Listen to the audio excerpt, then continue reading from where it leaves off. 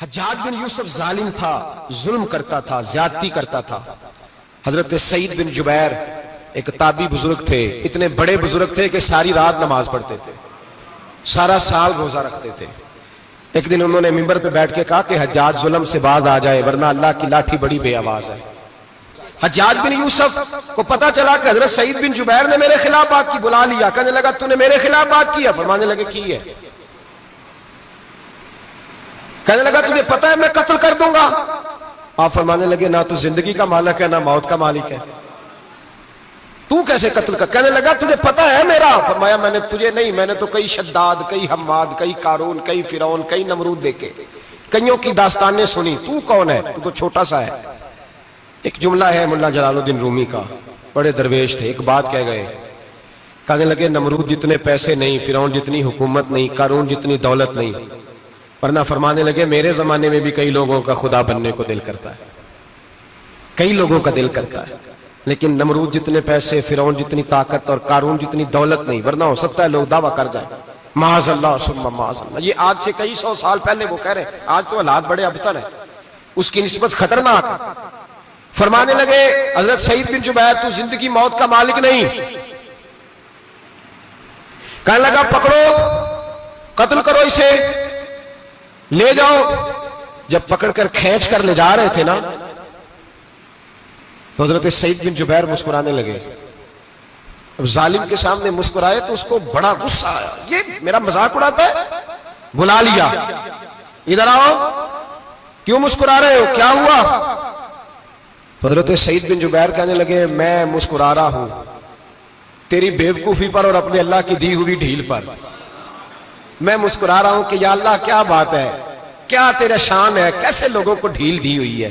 میں مسکرا رہا ہوں تیری بیوقوفی پر کہ تو سمجھتا ہے شاید مجھے پوچھنے والا کوئی نہیں۔ کہنے لگا اس کو باہر نہ لے جاؤ، میرے سامنے قتل کرو۔ ٹھیک ہے جی، قتل کرنے لگے تو حضرت سعید بن جبیر نے منہ کعبے کی جانب کر لیا، انی وجہت وجہی للذی فطر السماوات والارض حنیفا وما انا من المشرکین۔ جب آپ نے یہ آیتیں پڑھی نا کہ میں نے منہ کر لیا ہے اپنے رب کی جانب، کرو مجھے قتل، کہنے لگا نہیں نہیں، اس کا منہ پھیرو، کعبے کی طرف ہو کے قتل نہ ہو، ہے ظالم پر پاگل ہو گیا ہے۔ حضرت سعید بن جبیر کے حوصلے نے شکست دے دی، ناکام ہو گیا، مخبوط الحواس ہو، کہنے لگا اس کا منہ پھیر دو۔ جب کعبے سے پھیرا تو آپ فرمانے لگے للہ المشرق والمغرب فانما تولى فثم وجه اللہ۔ اللہ فرماتا ہے تم مشرق اور مغرب سارا ہی اللہ کا ہے، جدھر بھی منہ کرو گے ادھر اللہ ہی اللہ ہے، جدھر بھی منہ کرو گے ادھر اللہ ہی اللہ ہے، چاروں جانب پھیر دے، جدھر منہ پھیرنا ہے تو نے پھیر دیا منہ۔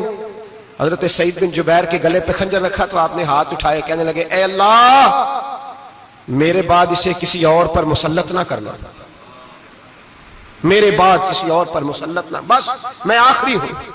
جب آپ ذبح ہوئے تو اتنا خون نکلا کہ لوگ کہتے ہیں جتنا اونٹ کے وجود سے نکلتا ہے، تر ہو گیا سارا اس کا دربار۔ ایک سمجھدار آدمی کو بلا کے کہنے لگا اتنا خون میں نے بڑے بندے قتل کرائے ہیں پر اتنا خون نہیں نکلا۔ تو وہ کہنے لگے لوگ مر جاتے، مرتے وقت ڈر جاتے ہیں، سہم جاتے ہیں، خون سکڑ جاتا ہے، لگتا ہے یہ شخص جب دنیا سے گیا ہے تو ڈٹ کے گیا ہے، یہ ڈٹ کے گیا ہے دنیا سے۔ حجاج بن یوسف رات کو سویا تو تڑپ کے اٹھا، کیا ہوا؟ گھر والے کہنے لگے کیا ہوا؟ کہنے لگے سعید بن جبیر خواب میں آیا اور کہتے ہیں اٹھ مجھے بتا تو نے مجھے کیوں قتل کیا ہے، بتا کیوں مارا؟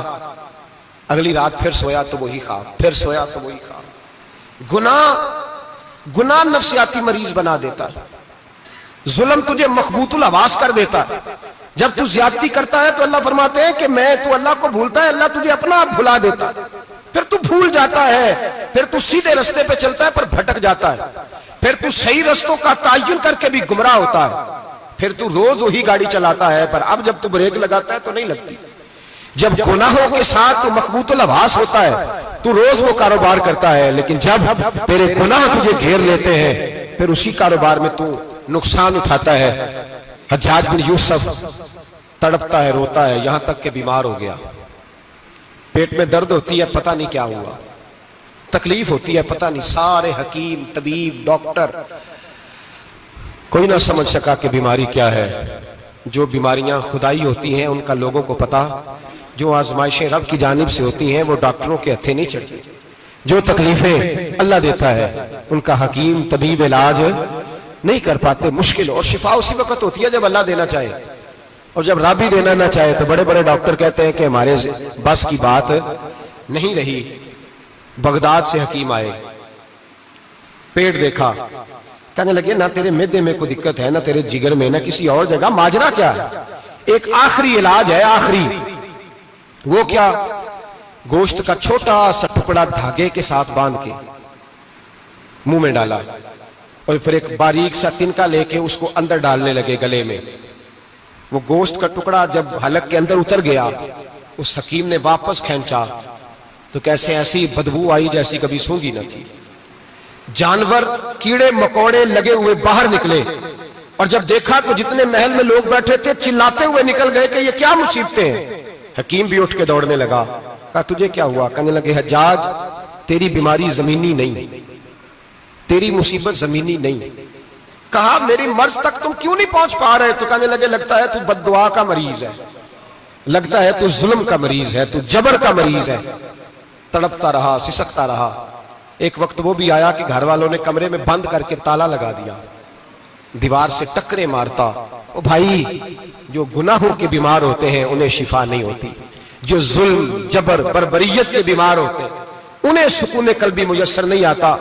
دوائیاں ان بیماریوں کی بنی ہوئی ہیں جو بیماریاں زمینی ہیں، جو بیماریاں خوراک کی بد پرہیزی سے ہوتی ہیں، جو گناہوں کی بد پرہیزی سے ہوتی ہیں، ان کی بیماریاں، ان کی شفا توبہ ہے، ان کی شفا رجوع اللہ ہے، ان کی توبہ اللہ سے معافی مانگنے سے شفا ہوتی ہے۔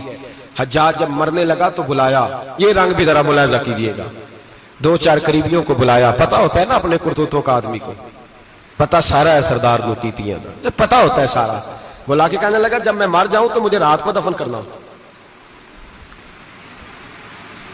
کیوں بھائی، عورت ہے؟ کہنے لگا نہیں، رات کو دفنانا۔